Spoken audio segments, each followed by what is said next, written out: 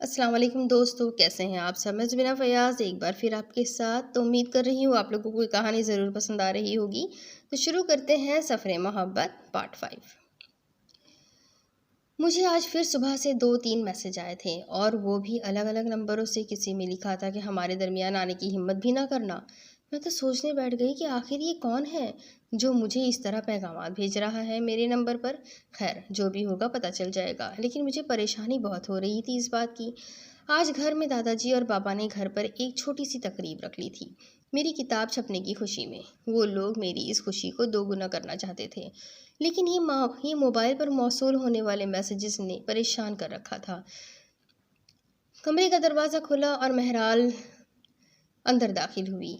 मैं महराल को देखते ही खुश हो गई थी। महराल मेरी कज़िन और बहन तो थी ही, लेकिन मेरी दोस्ती सबसे बढ़कर थी उस छोटी बहन के साथ। वो और आंटी अभी आए थे, बाबा ही लेकर आए थे उन्हें। महराल ने मुझे गले लगाकर किताब की मुबारकबाद दी। आप ही, सच में मैं बहुत खुश हूँ। अपनी सारी दोस्तों को भी अब बताऊंगी कि मेरी बड़ी बहन शायरा है। शायरा, आप ही, इतनी खुशी वाले दिन आप कमरे में कैद क्यों हैं? चले उठे, बाहर लाउंज में चलकर बैठते हैं। रात को फिर मेहमानों ने भी आना शुरू कर देना है। मैं कमरे में इसलिए आई थी कि दोस्तों वगैरह को रात की पार्टी पर बुला सकूं। आप ही, एहसन भाई को भी कॉल की आपने कि नहीं? नहीं, उन्हें मैंने तो कोई कॉल नहीं किया। महराल, बाबा वगैरह उन्हें खुद फ़ोन कर लेंगे। महराल मेरे ऊपर गुस्सा करने लग गई। आप ही, ये बाबा वगैरह से आपकी क्या मुराद है? हाँ बताइए मुझे। सलवा, आप ही कितनी बज़दिल हो या आप यार। मामू लोग तो भाई को फ़ोन करेंगे ही, लेकिन आप भी उन्हें फ़ोन करिए ना प्लीज़। आप ही, चले, शाबाश, आप बिना 5 मिनट के अंदर अंदर उन्हें फ़ोन करके बाहर आ जाइए लाउंज में चाय पीने के लिए। मैं सबके लिए चाय बनाने लगी हूँ। बस 5 मिनट है आपके पास, जल्दी करिएगा फ़ोन। महराल तो अपना हुक्म सादिर करके बाहर जा चुकी थी। पहले तो कितनी देर मोबाइल हाथ में पकड़े मैं यही सोचती रही कि फ़ोन करूँ, कैसे बात शुरू करूँ, क्या बोलूँ, वगैरह वगैरह। बहुत सोच विचार के बाद मैंने एहसन का नंबर मिला दिया। 1 घंटी भी पूरी नहीं हुई थी कि फ़ोन आगे से उठा लिया गया। मैंने सलाम में पहल की, अस्सलाम वालेकुम। वालेकुम अस्सलाम। ज़हे नसीब, इस बंदे का इंतज़ार ख़त्म हुआ। मुझे पता था आप फ़ोन करने वाली हो, इसीलिए आपको इंतज़ार करवाए बगैर 1 ही घंटी में मैंने फ़ोन उठा लिया। अरे, ये क्या बात हुई? आपको कैसे खबर थी कि मैं आपको फ़ोन करने लगी हूँ? इस बात को छोड़िए कि मुझे कैसे खबर हुई, लेकिन मुझे इंतज़ार था आपकी कॉल का। मैं थोड़े वक़्त के बाद फिर बोलना शुरू हुई। एहसन, मेरे बाबा ने आपको कॉल की है? अरे पगली, मुझे सबकी कॉल आ चुकी है। दादाजी की अलग से आई थी रात को, फिर सुबह अंकल ने भी की थी, और अभी तुम्हारी कॉल आने से कुछ देर पहले मुझे रहमान भाई ने भी कॉल की थी अमेरिका से। वो तुम्हारी किताब की मुबारकबाद मुझे भी दे रहे थे। क्यों दे रहे हैं मुझे भी मुबारकबाद? ये सही वक्त आने पर बताऊंगा, लेकिन इन सब को छोड़कर मुझे तुम्हारे फ़ोन का इंतज़ार था सलवा। जो तुम हो मेरे लिए वो तो कोई नहीं है। मुझे हसन की इस बात पर बहुत खुशी हुई थी। चले, रात 7 बजे तक आ जाइएगा आप हमारे घर, और हाँ, अमाद को भी साथ ले आइएगा अगर वो इधर ही है तो। हाँ ठीक है, अमाद को भी साथ ले आऊँगा मैं। वो और कुछ इधर उधर की बातों के बाद मैंने फ़ोन बंद कर दिया। मुंह के ऊपर एक खूबसूरत सी मुस्कान लिए मैं बाहर लाउंज में आ गई, जहाँ सब मेरे इंतज़ार में बैठे हुए थे। मैंने आज की तकरीब पर मिस समीरा को भी दावत दी थी, और हैरान कुन बात ये थी उनके शौहर रमीज़ भी उनके साथ आए थे। 7 बज चुके थे, तकरीबन सारे मेहमान आ चुके थे। बस इंतज़ार था तो इस एक दिल अजीज़ शख्स का इंतज़ार था, जो पता नहीं क्यों इंतज़ार करवा रहा था मुझे जानबूझकर। मैं मुंह बसोर कर रह गई थी। रिजवान भाई को मैंने कहा था कि आंटी को भी साथ ले आइएगा, जो हमें इस्लामाबाद रास्ते में मिली थी। अल्लाह ने मुझे आज बहुत अच्छा मौका दिया था कि उस माँ को उनके बच्चों से मिलवा दूँ। ऐसा करके मुझे दिली खुशी होगी। सारे मेहमान आ चुके थे। मैंने इधर उधर नज़रें घुमाकर देखा। आयशा और मिस समीरा बैठी हुई बातों में मसरूफ़ थी। सब अपने अपने ग्रुप बनाकर बैठे हुए थे और बातों में मसरूफ़। लेकिन एहसन कहाँ रह गए हो आप? मुझे तो अब गुस्सा आने लग गया था। मैं आयशा लोगों के पास जाने के लिए मुड़ी ही थी कि पीछे से मुझे जिसने पुकारा वो एहसन ही थे। मेरे चेहरे पर मुस्कुराहट की रोशनी फैल गई थी। मैंने पीछे मुड़कर देखा, वो सफ़ेद शलवार कमीज़ में बहुत खूबसूरत लग रहे थे। बालों को खूबसूरती से सजाए हुए, घनी पलकों के नीचे बादामी आंखें, नाक पर मखरूरी धरी हुई, गुलाबी होठों के ऊपर घनी काली सियाह मूछें। मेरे मुंह से हल्की सी आवाज़ में माशाल्लाह निकला था। मैंने एहसन को महसूस नहीं होने दिया था कि मैं उनका बेसब्री से इंतज़ार कर रही थी। सलवा माजरत, थोड़ी देर हो गई। वो अमाद को बस स्टेशन छोड़ने चला गया था। उसे जल्दी में वापस लाहौर जाना पड़ा। वो भी माजरत कर रहा था कि नहीं आ पाया। मैंने एहसन की पूरी बात सुनने के बाद इतना ही कहा, बस कोई बात नहीं। वो मेरी बात को सुनकर महज मुस्कुराए थे, क्योंकि वो समझ गए थे मैं गुस्सा पी चुकी हूँ। सलवा, जितना मैं तुम्हें समझता हूँ इतना तुम खुद को भी नहीं समझती। वो इतना कहकर मुस्कुराते हुए बाबा लोगों के पास चले गए। वो सबको मिलते हुए मुझे ही देख रहे थे। मैंने फौरन अपना मुंह दूसरी तरफ कर दिया कि उन्हें और मजीद किसी किस्म का शक न हो। मैं भी चेहरे पर एक मुस्कान लिए मिस समीरा की तरफ बढ़ गई थी, जहां वो और आयशा बैठकर बातें करने में मसरूफ़ थी। खाना टेबल पर सज चुका था। मर्द हजरात सब बाहर लॉन में थे। मर्दों के लिए बाबा ने बाहर लॉन में खाने का इंतज़ाम किया था और औरतों के लिए घर के अंदर लाउंज में ही। खाना खाने के दौरान ही मैंने मिस समीरा को उनकी माँ जैसी सास से मिलवा दिया था। समीरा तो उन्हें देखते ही पहचान गई थी, जबकि उनकी समीरा से आशनाई उनके मिलने के बाद हुई थी। वो अपने पोतों को बार बार चूम रही थी और रमीज़ को मिलने के लिए बेताब थी। जब उनकी बड़ी बहू ने उन्हें घर से निकाला था, तब रमीज़ इस्लामाबाद यूनिवर्सिटी में ज़ेर तालीम था और रमीज़ के बड़े भाई इंग्लैंड। उन दोनों को यही कहा गया था कि वो खुद घर छोड़कर चली गई है, जबकि ऐसा नहीं था। उनकी बड़ी बहू, जो कि इंग्लैंड में थी, इस वक्त अपने शौहर के साथ ये सारा किया धरा उस औरत का था, क्योंकि रमीज़ के बड़े भाई अपनी माँ को भी साथ इंग्लैंड ले जाना चाहते थे, लेकिन हर दफ़ा किसी न किसी पेपर में कोई गलती निकलने की वजह से उनका वीज़ा नहीं लग पा रहा था। कभी कोई पेपर कम होता तो कभी कहीं नाम में कोई गलती निकल आती थी और कभी सारे डॉक्यूमेंट्स नामुकम्मल होते। और इस सारे काम के पीछे भी उनकी बड़ी बहू का ही हाथ था, क्योंकि वो उन्हें साथ नहीं ले जाना चाहती थी कि वो हमारे साथ इंग्लैंड जाकर क्या करेगी। वो अपने खाविंद की माँ को एक बोझ समझती थी। अपनी माँ जैसी सास उन खातून को बोझ लगती थी। और एक दिन उनकी बड़ी बहू ने उनके सारे सामान समेत और कुछ पैसों के साथ ड्राइवर के हमराह इस्लामाबाद के ओल्ड होम में उन्हें रवाना करवा दिया था। वो बहुत रोई, गिड़गिड़ाई कि मुझे मेरे घर से तो मत निकालो, मैं यहाँ एक कोने में पड़ी रहूँगी, लेकिन मुझे घर से मत निकालो। आप क्या चाहती हैं? यहाँ घर में रहकर मैं आपकी खिदमतें करती रहूं और कभी भी अपने शौहर के पास इंग्लैंड ना जा सकूं? अगर मुझे पता होता कि आपको डॉक्यूमेंट्स मुकम्मल ना पाकर 5 साल तक मैं भी आपके लिए यहाँ पाकिस्तान में धक्के खाती रहूं, तो 5 साल से पहले ही आपको इस घर से निकाल दिया होता। आपके सारे कागज़ तो मैं ही मुकम्मल नहीं होने देती थी कि आप मेरे साथ इंग्लैंड ना जा सको। पर इस बात का मुझे अंदाज़ा ही नहीं था कि अगर आप बाहर के मुल्क ना जा सकी तो मुझे भी यहाँ ही रहना पड़ेगा, तब तक ताकि इस बुढ़िया का बोझ उठाती फिरूं। और मैं तो आपको 1 मिनट भी यहाँ बर्दाश्त नहीं कर सकती। जो ये जेवर पहन रखा है उतार जाएं इधर ही, और कभी हिम्मत भी मत करना इस घर की तरफ मुड़ने की। मेरा वीज़ा जो लग चुका है, बस टिकट ही लेनी है, लिहाजा मैं कल ही इंग्लैंड चली जाऊंगी वसीम के पास, और आपके दोनों बेटों को यही कहूँगी कि आप खुद घर छोड़कर कहीं चली गई है, और ऐसा भी आप खुद एक कागज़ के ऊपर लिख कर जाएंगी। ये सारी बात मैंने समीरा को बताई कि उनकी माँ जी के साथ ये हरकत की थी उनकी कज़िन ने। समीरा, उसकी जिठानी, आपस में दोनों सगी कज़िनें थीं। मेरे घर में इस छोटी सी दावत पर एक माँ को एक नहीं उसके दोनों बेटे मिल चुके थे। रमीज़ ने अपने बड़े भाई को इत्तला कर दी थी अपनी माँ के मिलने की। मेरे घर में इस छोटी सी दावत पर मैंने एक माँ को उसके बच्चों से मिलवा दिया था। मेरे लिए इससे बड़ी खुशी की बात और क्या हो सकती थी? बेशक ये रब की रज़ा थी और उस माँ की दुआएं थी जो उन्हें अपने बच्चों के पास ले आई थी। खाना खाने के बाद चाय की तलब थी। दादाजी ने चाय बनाने का मुझे कहा था और मुझे पता था ये काम किसका था। एहसन ने ही दादाजी को बोला होगा चाय का, लेकिन मुझे अंदर ही अंदर खुशी होती थी जब एहसन मुझसे किसी काम की फरमाइश करते थे, वो चाहे खाने की हो या चाय की। मैं चाय बनाने के लिए किचन की तरफ जा रही थी कि पीछे से मुझे कोई अजनबी सी आवाज़ सुनाई दी। एकदम से मैं आवाज़ सुनकर पहचान ही नहीं पाई कि मुझे सलवा किसने पुकारा था। मैंने जब पीछे मुड़कर देखा तो रमीज़ खड़ा था। कुछ देर के लिए तो मैं समझ ही नहीं पाई कि उन्होंने मुझे आवाज़ क्यों दी। फिर सोचा कोई काम होगा। मैंने सादा लफ्ज़ों में आगे से बोल दिया, जी कहिए। सलवा, मैं जितना भी आपका शुक्रिया अदा करूं बहुत कम होगा। मैं कैसे आपके एहसानों का बदला चुकाऊंगा? आपने मुझे मेरी माँ से मिलवा दिया, उस दिन रोड पर मेरे दोनों बच्चों को बचाया।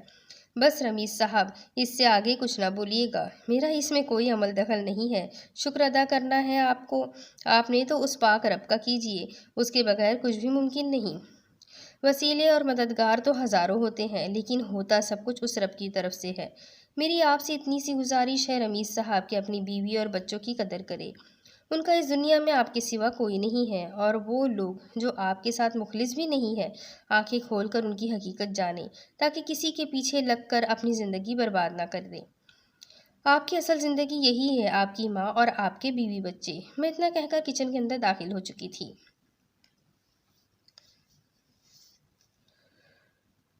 मैं यूनिवर्सिटी से जब घर आया, मैं बहुत परेशान था। मुझे कुछ समझ नहीं आ रही थी कि समीरा को सारी बात से आगाह करूं। कैसे करूं वो सारी बातें जो मैंने उससे छुपाई हुई थी, और आज तक सब कुछ खुद ही झेल रहा था।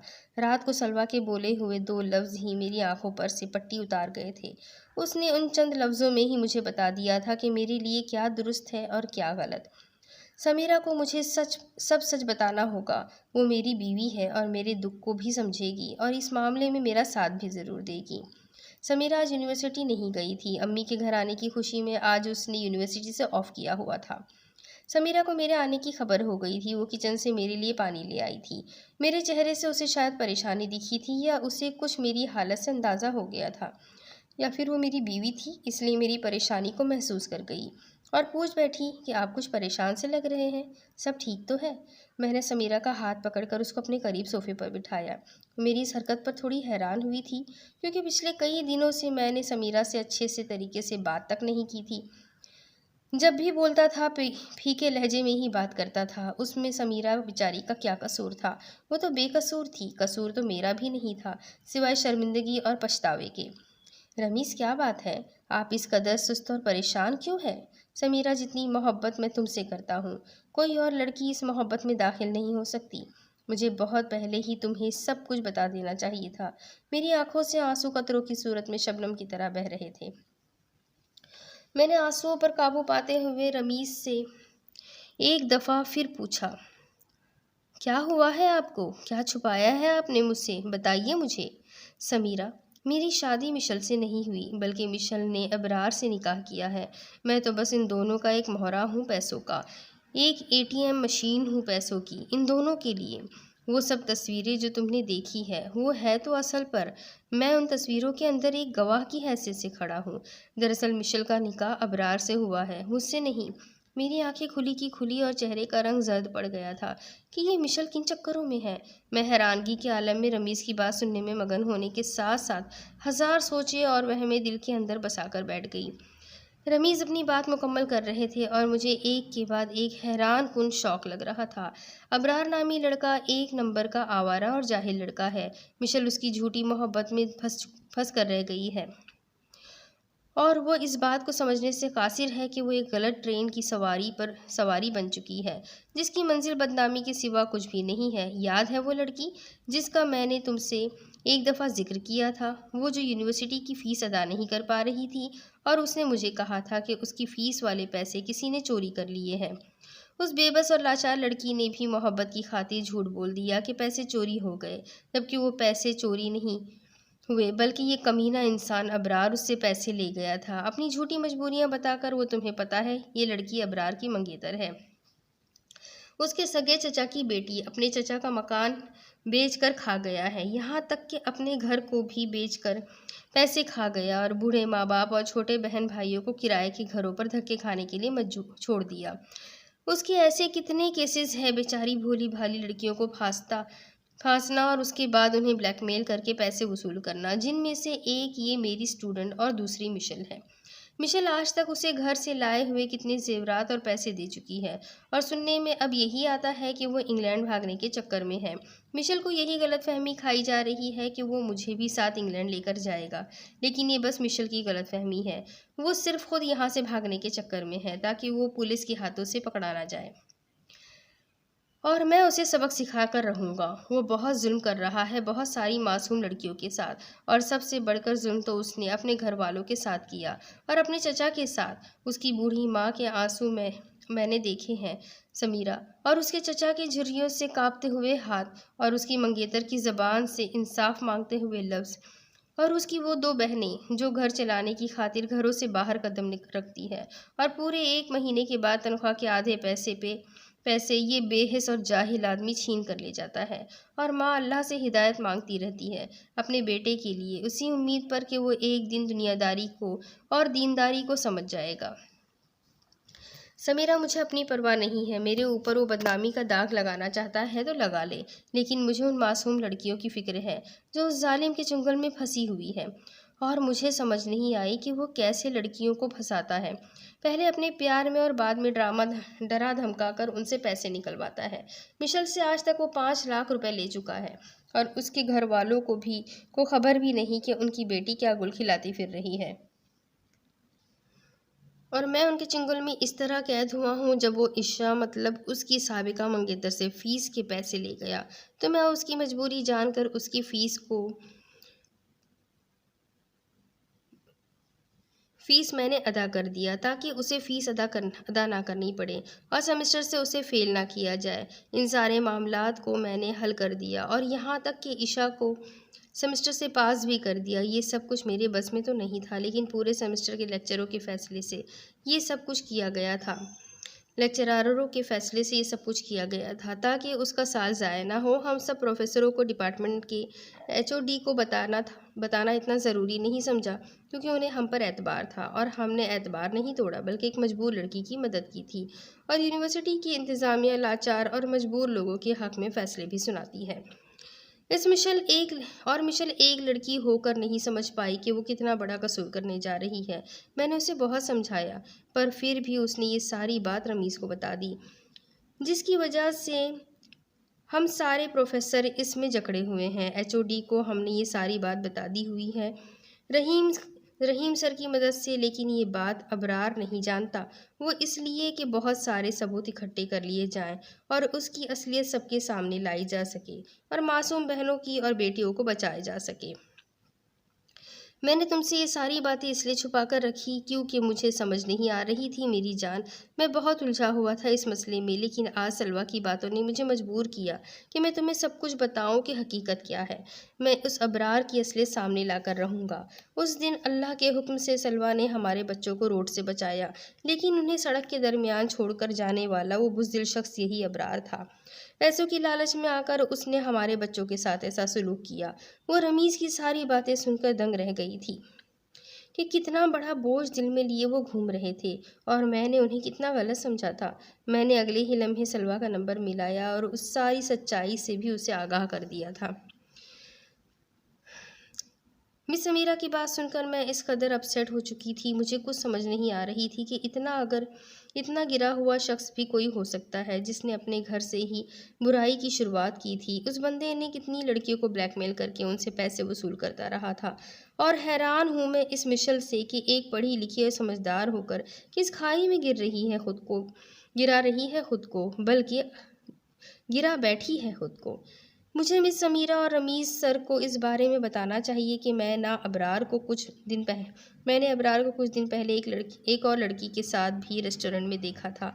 इससे पहले कि मैं उन्हें फ़ोन करती, मिस समीरा ने खुद ही मुझे कॉल कर दी थी। सलाम दुआ के बाद जब मैंने रेस्टोरेंट वाली बात से उन्हें आगाह करना चाहा, तो मिस समीरा ने बताया कि वो रेस्टोरेंट वाली लड़की रमीज़ सर की स्टूडेंट है, और उन्हीं के कहने पर वो अबरार को ट्रेस कर रही है ताकि ज़्यादा से ज़्यादा सबूत हासिल हो सकें, और इस तरह की हज़ारों लड़कियों को उस जैसे हैवान से बचाया जा सके। मिस समीरा की सारी बात सुनकर मुझे थोड़ा सुकून हो गया था, लेकिन मुझे मिशेल की फ़िक्र खाई जा रही थी, जो अब उसके निकाह में थी। हेलो सलवा, क्या हुआ? आपको आवाज़ आ रही है? जी मिस समीरा, मुझे आवाज़ आ रही है। तो आप खामोश क्यों हो गई है सलवा? क्या कोई परेशानी है आपको? समीरा, मुझे फ़िक्र हो रही है मिशेल की कि उसे ज़रा बराबर ख्याल नहीं आया अपने घर वालों का। बिना कुछ सोचे समझे इतना बड़ा फ़ैसला कर लिया खुद से ही उस जाहिल लड़की ने। सलवा, पहले नंबर पर ये कि मुझे बहुत अच्छा लगा आपका इस तरह मुझे नाम से पुकारना। आप उम्र में बेशक मुझसे छोटी हैं, लेकिन हम बहनों जैसी हैं। आप मुझे नाम से ही पुकारा करें। मैं फ़ौरन समीरा की बात काटकर बोली कि फिर आप भी मुझे आप नहीं बल्कि तुम कहकर मुखातिब किया करें। एक प्यारी सी हंसी के बाद समीरा बोली, सलवा, मिशल की तुम्हारे बारे में कोई अच्छी राय नहीं है। वो तुम्हारे लिए हमेशा बुरा ही सोचती है। तुम फिर क्यों उसके लिए इतनी गमगीन हो रही हो? मेरा मिशल के लिए गमगीन होना बनता है। ज़रूरी तो नहीं हमारे लिए कोई गलत सोचे तो हम भी उसका बुरा ही चाहेंगे। इस तरह हम दोनों के दरमियान क्या फ़र्क रह जाएगा? और सबसे बड़ी बात कि वो भी हमारी तरह एक लड़की और इज़्ज़तदार घराने से है। जहाँ हम दूसरी लड़कियों को बचाने के लिए जतन कर रहे हैं, वैसे ही हम मिशल को भी उस आवारा लड़कों के हाथों बचाएंगे। और वैसे भी समीरा वो एहसन की कज़िन है। एहसन के घर वाले मेरे लिए जैसी भी सोच रखते हैं या रखते होंगे, लेकिन मुझे एहसन के साथ एहसन के घर वाले भी अजीज़ हैं। हाय मैं मर जाऊँ, असल बात तो अब निकाली ना सलवा तुमने मुंह से। उसके बाद कुछ देर हमने बातें करके सिलसिला मुंतका कर दिया। फ़ोन बंद होने के बाद समझ नहीं आ रही थी मुझे कि मैं एहसन से इस बारे में कैसे बात करूं। क्या वो बिना किसी सबूत के मेरी बात का यकीन करेंगे? क्योंकि यहाँ बात बहुत बड़ी थी। मिशल के निकाह की बात थी। निकाह था कोई खेल तमाशा नहीं जो इस बात को एहसन आसानी से मान जाएंगे। मेरे ख्याल में मुझे थोड़ा इंतज़ार कर लेना चाहिए। जब तक सर रमीज़ को निकाह की कोई कापी नहीं मिल जाती। मैं इसी सोच को जहन में लिए हुए किचन की तरफ बढ़ गई। आज आलियान की सालगिरह थी। माशाल्लाह से वो 11 बरस का हो गया था। हम सब आलियान से ही वीडियो कॉल पर बात कर रहे थे। सात समंदर दूर बैठे बंदे को बराह रास्त देख लेना भी क्या ही अच्छा ज़रिया है। वो दोनों भाई बहुत उतावले हुए जा रहे थे पाकिस्तान आने के लिए, लेकिन उनकी स्कूल की छुट्टियों का मसला था।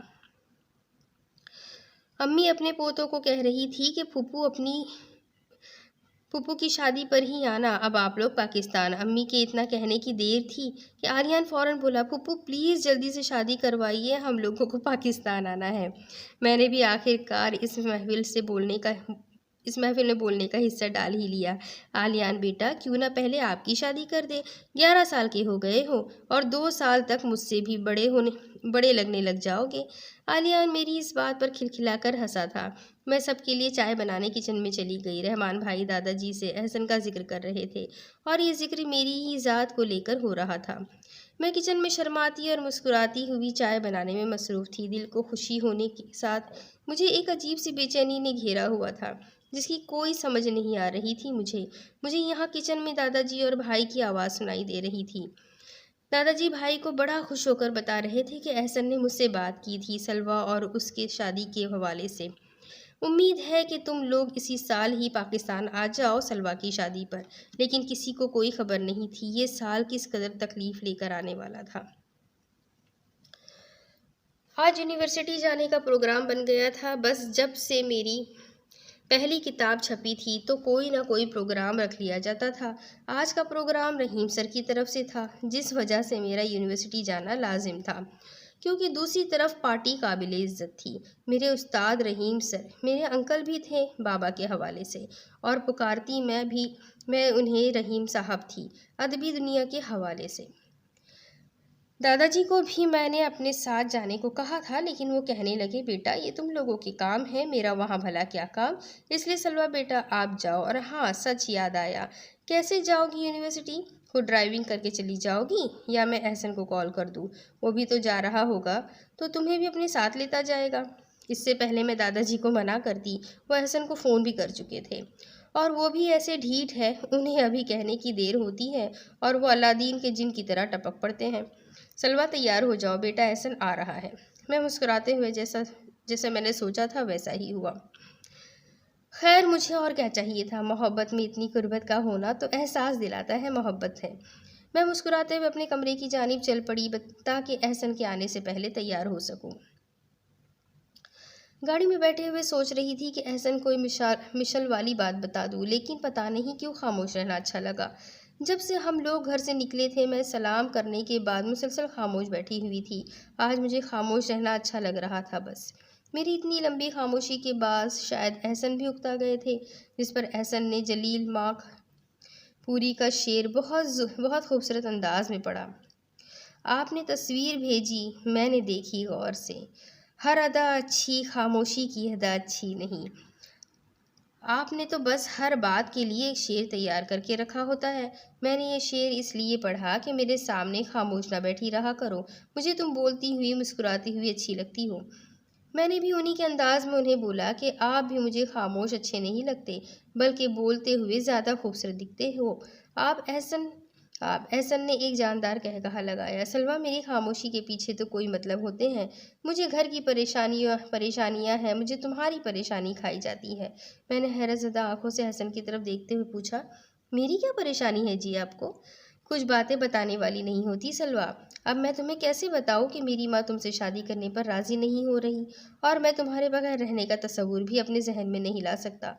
ये सब मैंने खामोश लफ्ज़ों से दिल में कहा था। सलवा, तुम फिर खामोश हो गई हो? जी, क्योंकि आपने मुझे खामोश कर दिया। अरे मैंने क्यों खामोश करवाना था, बल्कि मैं तो चाहता हूँ तुम बोलती रहो, हंसती रहो।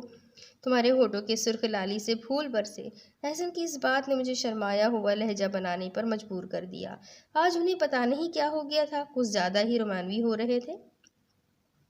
गाड़ी में फिर कुछ देर की खामोशी छा गई थी। इस खामोशी के बाद एहसन बोले, सलवा, एक बात कहूँ?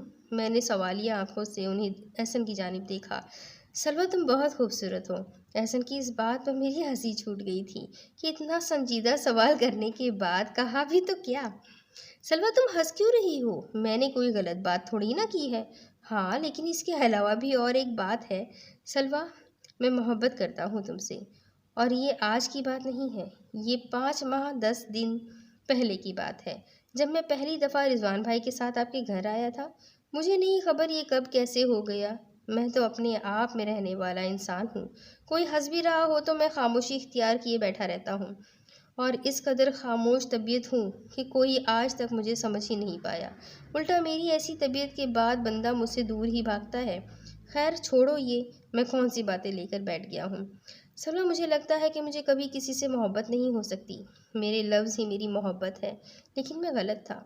उस दिन जब पहली दफ़ा तुमको देखा तो मेरे दिमाग में नई लिखने वाली सारी तख्लीक़ों के लफ्ज़ बिखर गए थे। मेरी आंखें तुम्हारी तरफ उठकर झुकना भूल गई थी।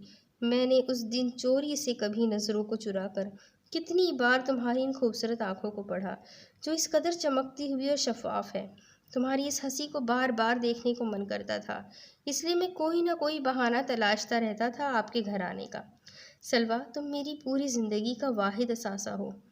मैंने एहसन की तरफ प्यार भरी नज़रों से देखा कि बंदा किस कदर खूबसूरत है। इसका दिल बहुत साफ है। मैं एहसन को अकड़ू समझती थी। मुझे खुद पर बहुत हंसी आई थी उस अकड़ू लफ्ज़ पर। सलवा, वो डैशबोर्ड का ड्रॉ खोलो। मैंने एहसन की कही हुई बात पर अमल किया। डैशबोर्ड का ड्रॉ खोला। अंदर एक खूबसूरत सी डिबिया चमक रही थी, जिसका रंग सुनहरा था। साथ एक छोटा सा बुके भी पड़ा हुआ था। 5-6 गुलाब के फूलों पर मुश्तमिल छोटा सा पर बहुत खूबसूरत बुके था। फूल तो खैर वैसे ही प्यारे होते हैं। एहसन के कहने पर मैंने दोनों चीज़ें उनके हाथ में थमा दी। फूलों का बुके मुझे पकड़ाते हुए एहसन बोले, ये फूल मेरी मोहब्बत, मेरी सलवा के लिए। मैंने खुशी से एहसन के हाथ से फूल पकड़ लिए। एहसन ने गाड़ी एक साइड पर रोक दी थी और खूबसूरत सुनहरी डिबिया का रिबन खोलने लग गए। अंदर से एक गोल्डन रंग की घड़ी निकाली, जो बहुत महंगी और बहुत प्यारी थी। उसके डायल के ऊपर और इर्द गिर्द मोती चमक रहे थे। घड़ी की चेन भी गोल्डन रंग की थी। थोड़ी सी चूड़ी जो कलाई पर भी पहनी हुई सबसे मुनफरिद और प्यारी लगती। एहसन ने मेरा हाथ पकड़कर वो घड़ी कलाई पर पहना दी, और सबसे हैरानी वाली बात ये थी कि वो बिल्कुल मेरी कलाई की साइज़ की थी। मैंने एहसन से पूछा, ये तो बिल्कुल मेरे साइज़ की है। ये कैसे? मतलब आपको कोई अंदाज़ा था? नहीं, मेरा मतलब मेरी कलाई के बिल्कुल साइज़ की है। मुझे समझ नहीं आ रही मैंने कैसे समझानी है बात। एहसन मेरी इस नादानी पर हंस पड़े। सलवा, खामोश, बिल्कुल चुप हो जाओ। मेरे मुंह के आगे हाथ रखते हुए एहसन ने मुझे चुप करवा दिया था। इतने छोटे से दिमाग पर इतना जोर ना डालो मेरी मासूम सलवा। इस सारी बात के पीछे भी एक बात है। बिल्कुल तुम्हारी कलाई की साइज़ की घड़ी पता कैसे है? एहसन ने अपनी कमीज़ की जेब से मेरी सिल्वर रंग की एक घड़ी निकाली, जो भाई मेरे लिए लेकर आए थे। अब तुम पूछोगी कि ये तुम्हारी घड़ी मेरे पास कैसे आई, तो बंदा तुमसे पूछे, इतनी घड़ियों का क्या अचार डालना है? बदल बदल कर पहनती रहती हो तो एक मैंने चुरा ली, तो इसमें हर्ज ही क्या है? मैंने दादाजी से कहकर तुम्हारी घड़ी उठवा ली थी, और हैरत की बात तो ये है कि तुम्हें खबर भी नहीं हुई इस बात की कि पिछले 1 हफ्ते से ये घड़ी मेरे पास है। वैसे भी जिस बंदी के पास इतनी ज़्यादा घड़ियों की कलेक्शन हो, उसे क्या पता चलना कि मेरी फला घड़ी कहाँ गई है या मैंने कहाँ रख दी, वगैरह वगैरह। एहसन की इन बातों से मेरी हंसी छूट गई थी। एहसन, ऐसी कोई बात नहीं है, बस मेरी आदत है, कहीं जाऊँ तो बदल बदल कर कोई भी घड़ी पहन लेती हूँ। और आज मैंने ये वाली पहन ली थी, ये बाबा लाए थे मेरे लिए। और रही बात घड़ियों की, तो वो मेरे पास जितनी भी हो मुझे कम ही लगेगी, क्योंकि मेरा कहना है कि घड़ी पहनने से इंसान की शख्सियत बहुत बावकार लगती है। मतलब घड़ी पहनकर इंसान डिसेंट लगता है। ये मेरी अपनी ज़ाती राय है, और इतनी ज़्यादा कलेक्शन नहीं है मेरे पास। पहले 2 थी, अब 3 हो गई है। और इस तोहफे के लिए शुक्रिया, बहुत प्यारी है ये घड़ी। मैं इस वॉच को अब ज़्यादा पहना करूँगी। ये इस घड़ी का डिब्बा ये इस घड़ी का डिब्बा है, और ये वो घड़ी जो मैंने इस साइज़ की करवाने के लिए दादाजी से कहकर उठवाई थी। यूनिवर्सिटी आ चुकी थी, ऐसा मुझे यूनिवर्सिटी की हदूद में उतार कर खुद किसी काम के सिलसिले के लिए चले गए थे, ये कहकर कि वो वापसी पर मुझे पिक कर लेंगे। मैं कलाई पर पहनी हुई घड़ी को देखते हुए अंदर की तरफ बढ़ गई, जहाँ समीर और रमीज़ मेरे इंतज़ार में थे। अब इसके आगे की कहानी मैं आपको अगली किस्त में सुनाती हूँ कि आगे क्या होगा। ये जानने के लिए मेरे साथ बने रहें। अगली किस्त में फिर मिलेंगे, तब तक के लिए अल्लाह हाफ़िज़।